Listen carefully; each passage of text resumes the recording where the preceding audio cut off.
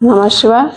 आज हम देखने वाले हैं कि गुरु का शाब्दिक अर्थ क्या है और इसके बाद हम देखेंगे कि किस तरह से गुरु अपने शिष्यों में शिव भाव का आवेश जगाते हैं।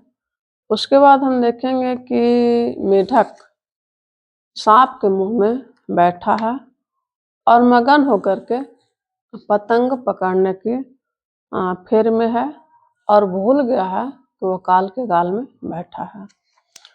उसके बाद हम देखेंगे कि शिव भाव गुरु ही जगाते हैं और अपनी दया से शिष्य के मन में प्रेम का अंकुरन करते हैं। उसके बाद हम देखेंगे कि महेश्वर को क्या क्या कहा गया है। यानी कि हम देखेंगे कि कोई लिखते हैं कि तत्त्वामं न जानामि कीदृशो ऐसी महेश्वरा। यानी आज हम अपने गुरु की बात देखते हैं कि गुरु का अर्थ क्या स्पष्ट होता है। साहब हरिंद्रानंद बताते हैं कि गुरु सदगुरु जगत गुरु महादेव हैं और गुरु का शाब्दिक अर्थ अंधकार को दूर करने वाला है। यानी कि गु का अर्थ है अंधकार और उ का अर्थ होता है प्रकाश। यानी कि अंधकार से जो प्रकाश मिले जाए उन्हें गुरु कहा जाता है। यही वह अंधकार है जिससे प्रकाश की ओर जाने का उद्घोष भारतीय उपनिषदों ने किया और कहा तमसो मा ज्योतिर्गमय।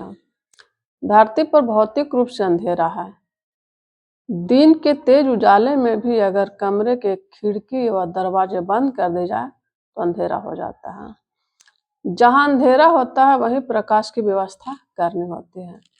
भारतीय मनीषियों ने केवल भौतिक तल पर ही अंधकार नहीं पाया, अपितु मानसिक तथा आध्यात्मिक तल पर भी अंधकार की व्याप्ति स्वीकार की है। साहब हरिंद्रानंद ने एक को इंगित करते हुए कहा, कोई मरना चाहता है क्या?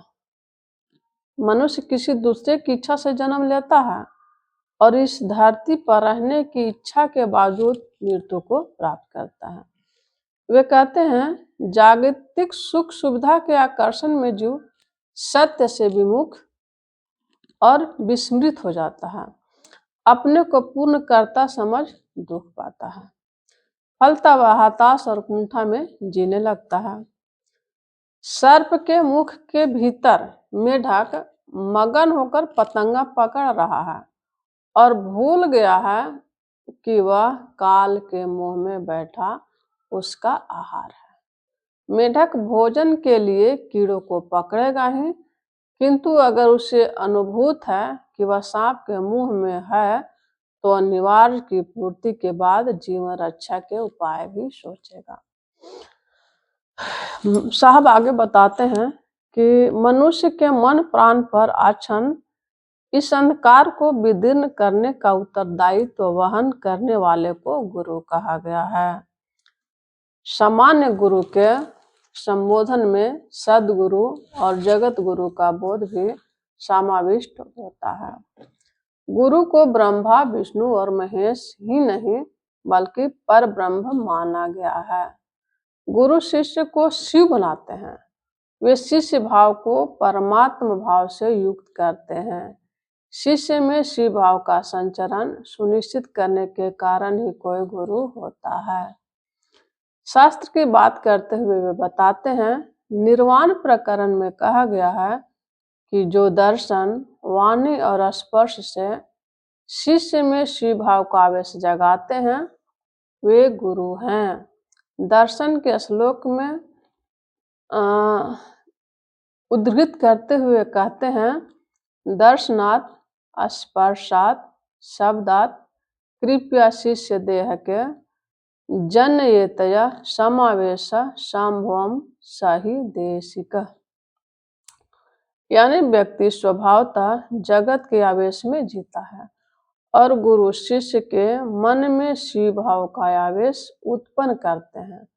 कर्ता मन में साधना, जप आदि की विभिन्न विधियों द्वारा शिव भाव गुरु ही जगाते हैं।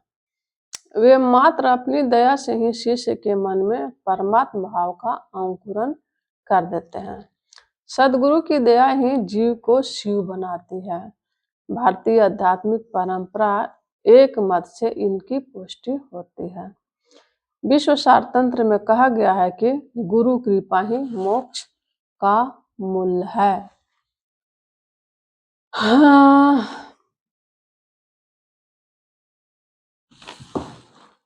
गुरु ब्रह्मा गुरु विष्णु गुरुदेव महेश्वर गुरु साक्षात् परम ब्रह्म तस्मै श्री गुरवे नमः।